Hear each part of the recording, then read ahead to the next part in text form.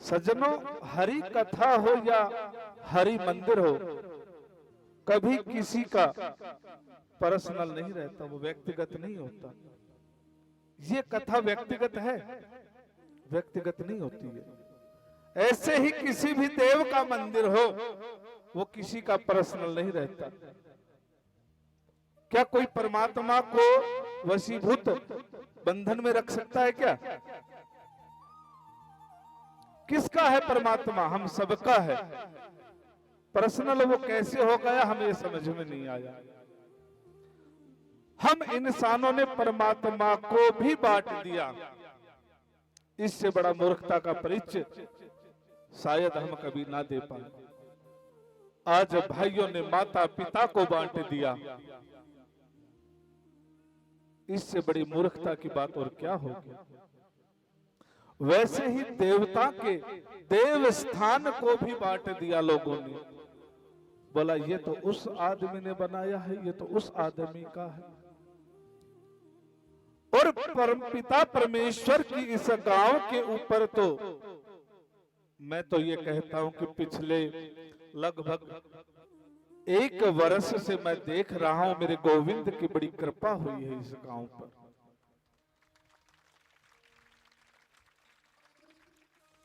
इस गांव पर आज आप नजर फहरा कर देखें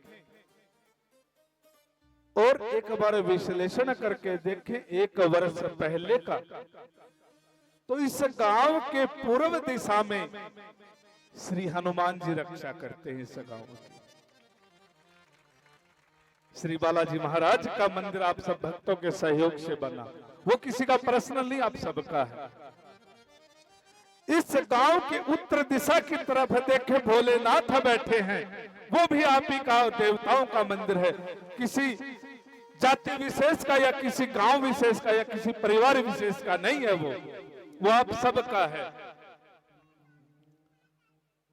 और यदि पश्चिम दिशा की तरफ आप देखें तो बाबा मोहल्ला वाला आपकी रक्षा कर रहा है। बताओ है कि नहीं?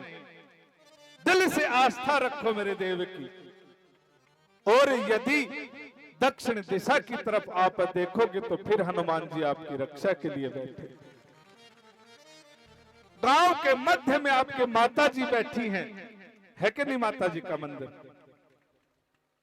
अब तो मैं इसको कहता हूं कि टहना दीपालपुर ना कह के देव स्थान और देव ग्राम के नाम से जाना जाए तो बेहतर होगा। ऐसे संजोग और ऐसे भक्त जहां विराजमान हो, वो गांव गांव नहीं रहता, स्वर्ग हो जाता है। क्योंकि देव स्थान होंगे तो अभी हम सुबह और शाम जब कभी बैठते हैं तो अपने कॉलोनी में कोई मंदिर तो था नहीं, तो कोई भगवान का भजन नहीं हुआ करता था, परंतु अब बैठते हैं तो सुबह और शाम मेरे प्रभु श्री राम के भजन चलते हैं तो बड़ा आनंद आता है। ये देव स्थान की कृपा है। देव स्थान बनाया तो मेरे प्रभु का भजन होने लगा। आज घर में तो कोई माइक लगा के करते नहीं है ना। और ऐसा ही अपने जब भगवान भोलेनाथ का मंदिर बनकर लगभग तैयार है, पर अभी कुछ ही रह रहा है, तो वो परिपूर्ण हो जाएगा, तब वहां से भी आवाज आने लगेगी। तो ये कृपा है मेरे गोविंद की। पिछले 1 वर्ष के दौरान में लगभग ये सारे काम हुए। पहले से थे परंतु जीर्णोद्धार हुआ, तो मेरे गोविंद ने ऐसी कृपा की आज गांव पर। और इस गांव में कभी भागवत कथा नहीं हुई, तो मेरे गोविंद ने यहाँ पर भागवत कथा भी करा दी। ये सब आपके सहयोग से हो रहा है, किसी का पर्सनल नहीं होता। भगवान किसी का व्यक्तिगत नहीं होता। हजारों भक्त भगवान के हुए, सबको भगवान समदृष्टा देखते हैं। जैसे ध्रुव को देखा, प्रहलाद को देखा, मीराबाई को देखा, क्या किसी में मेरे गोविंद ने भेद किया? किसी भक्त में भेद किया? सबरी को देखो, विदुर जी को देखो, हजारों कोटि भक्त हुए मेरे भगवान के, किसी में मेरे गोविंद ने भेद नहीं किया। तो आप और हम क्यों भेद करते हैं उसमें? किसने अधिकार दिया हम परम पिता परमेश्वर में भेद करें? ये भेद आपको और हमको शोभा नहीं देता। परम पिता परमेश्वर एक है, उसके रूप और नाम अनेक हैं। हरि अनंत हरि कथा अनंता, कहीं सुनहि बहु विधि सब संता। हरि अनंत हैं और इनकी कथाएं भी अनंत हैं। ये वो सागर है, जितना गहराई में जाते जाएंगे अनमोल मोती मिलते जाएंगे। अथाह सागर है मेरे गोविंद की कथाओं का। ऐसे ही एक नन्हे भक्त प्रहलाद हुए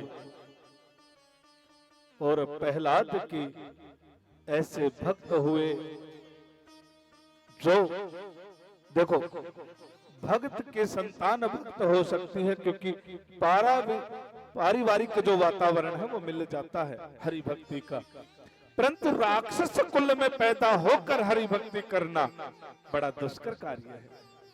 संगत रंगत बदलती है कि नहीं? जैसी संगत होगी वैसी रंगत बनती है। जैसा गांव समाज होता है वैसे ही हम बनते हैं। अब परिवार में ही राक्षस प्रवृत्ति है तो भक्त बनना तो बहुत बड़ी बात है। जब हनुमान जी लंका में जाते हैं माता सीता का पता लगाने के लिए, तो वहां पर भी एक भक्त मेरे प्रभु श्री राम की बाट निहार रहा था और लंका में पहुंचते हैं तो उस घर में प्रवेश करते हैं। घर कहाँ है? क्योंकि घर वही है जहां प्रेम हो और जहां मेरे गोविंद का भजन हो।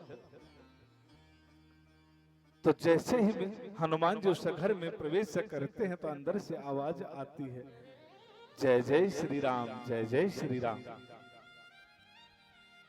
हनुमान जी को आभास हो जाता है कि हो ना हो यहाँ कोई राम भक्त रहता है, परंतु अचंभित हो जाते हैं कि इस मायावी नगरी में राक्षसों के बीच में क्या कोई भक्त रह सकता है?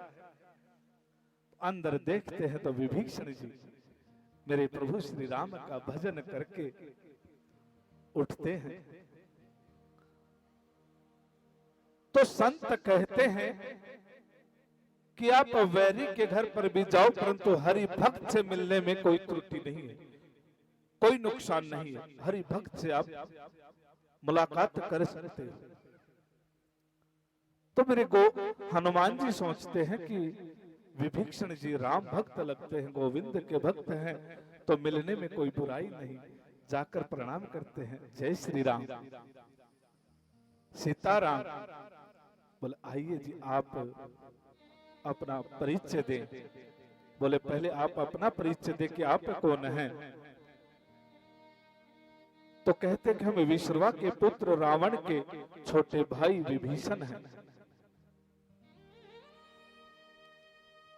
हमने तो सुना है कि आपके भाई श्री राम से वैर रखते हैं, फिर आप श्री राम का भजन क्यों करते हो? बोला भाइयों का कर्म है, भाई कर रहे हैं, मेरा कर्म है, मैं कर रहा हूं। मैं तो श्री राम का सेवक हूं, दास हूं उनका।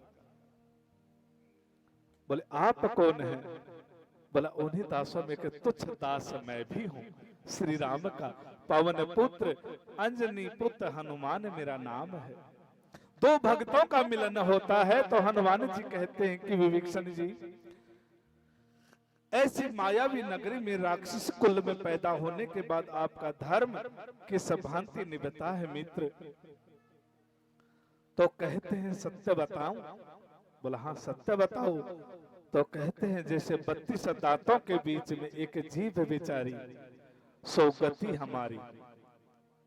अभी हार और कितने मजबूत दांत होते हैं, अगर थोड़ा सा दांतों के बीच में जीभ आ जाए तो लहूलुहान हो जाता है। वही हाल विभीषण जी का है। परंतु कहते हैं कि दांत जन्म के बाद आते हैं और मृत्यु से पहले चले जाते हैं, और जिह्वा जो हमारी होती है जन्म के साथ आती है और मृत्यु के साथ जाती है कि नहीं? क्योंकि वो नर्म है। नर्मता सदैव सुखदायी होती है। फलिनो वृक्षः नमन्ति नमन्ति च गुणुनो जनाः शुष्क काष्ठ च न नमन्ति न नमन्ति दुर्जनो जना। नमन्ति फलिनो वृक्षः, ध्यान देने की बात है। जो वृक्ष फल और छाया देंगे उसकी टहनियां झुकी हुई मिलेंगी, कभी देख लेना। जो फलदार पेड़ होगा, छायादार पेड़ होगा, वही आपको झुका हुआ मिलेगा। वैसे ही जिस पुरुष में, जिस जन में अच्छे गुण होंगे, सत्जन होगा, सज्जन होगा, वही आपको झुकता हुआ मिलेगा, आगे से झुकेगा। और सूखा पेड़ कभी आपको झुका हुआ नहीं मिलेगा, वो सीधा तना हुआ खड़ा रहेगा।